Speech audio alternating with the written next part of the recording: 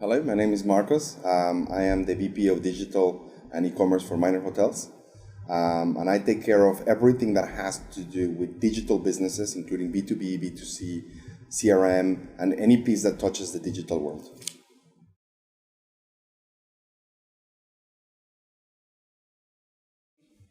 I would say that for me, the top three would be, first one will be to be adaptable and be flexible. I think sometimes we are a little bit too stiff and we need to be able to bend sometimes the rules and not just follow processes and SOPs. The second one, I believe, is that we need to believe in change management. I think digital business is all about change management, and not only within our teams, but bringing everyone together.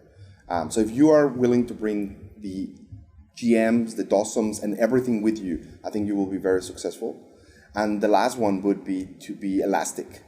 And you would think, what is elastic? And I think it comes with, you need to have a mindset and a framework where you're not just basing yourself on analytics, but you're basing yourself on everything that is happening around you, and you're able to flex yourself to different thought processes.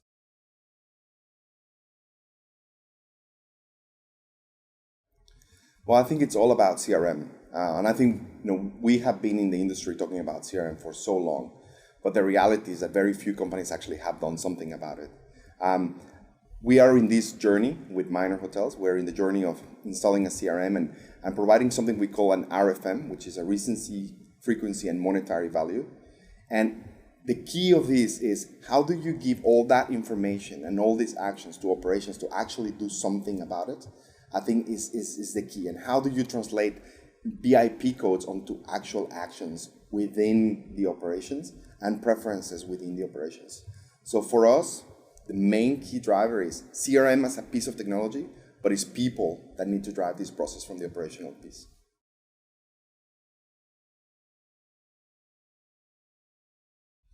I would say that from a technology perspective, because I'm not in operations, right? But I would say that if we are able to give real-time data to the people in operations when a guest is unsatisfied, and we can do surveys at different points during the stay of a guest, we can better measure when it's a dissatisfaction.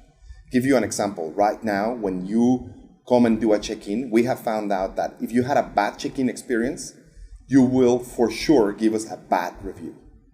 So what we do right now is every time we do a check-in, we send a survey. People who are angry have a very strong tendency to let us know that they're angry. So then with that, we can then solve and then indicate to operations, hey, we have a problem here. Please make sure that this client is treated well, because we need to make sure that we recover him in the process of his stay.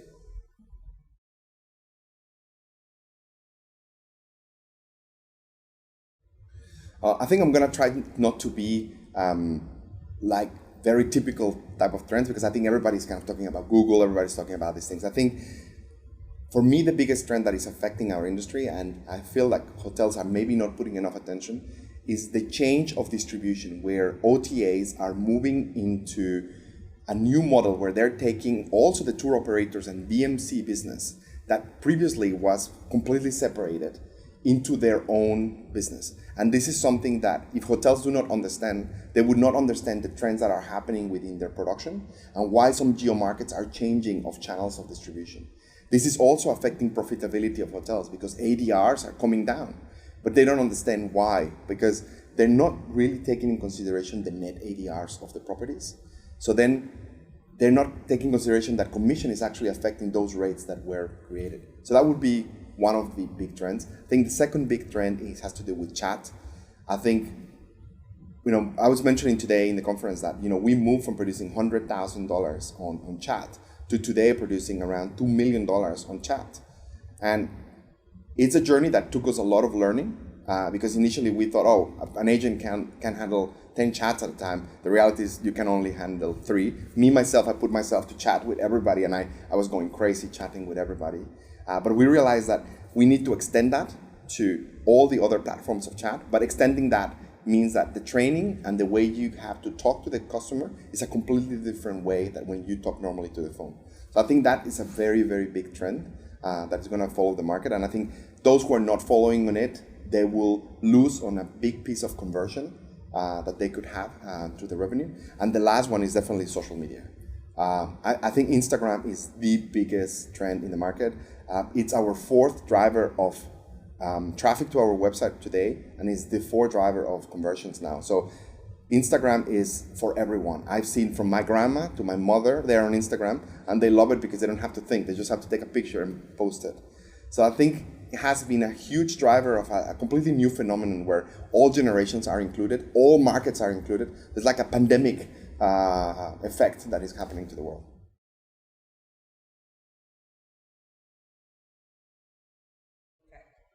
Well, I think what I really like from being here is that I was able to meet every single partner in one single place. I was able to meet all my colleagues from all the other hotel chains in one single place where, it's very hard to meet everyone else in this industry. So I think this is like the one single place where I come once a year and I'm able to really get so much information compacted in 3 days where I can be part of the conversation and I can have those discussions that are really hard discussions because sometimes nobody wants to reveal their numbers. But I think if you are able to open yourself a little bit, you get so much back from these meetings.